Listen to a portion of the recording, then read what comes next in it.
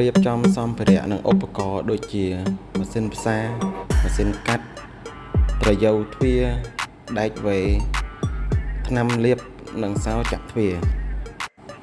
យើងវាស់និងកាត់ដែកវេឲ្យសមស្របនឹងកន្លែងដែលយើងត្រូវផ្សារនៅលើទូដាក់កំណាត់ដែកវេដែលយើងបានកាត់ត្រង់កន្លែង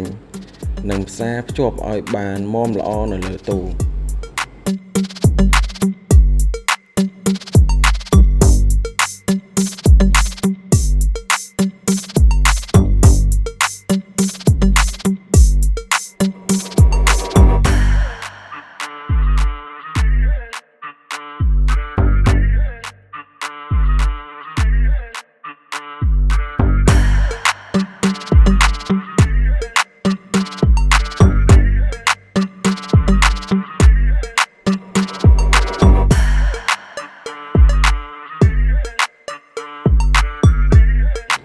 ត្រួតពិនិត្យគុណភាពត្រង់ចំណុចផ្សារមើល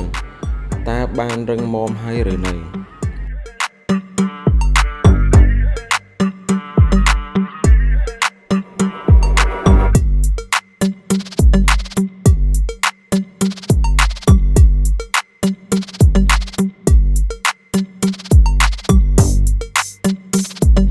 ជាចុងក្រោយ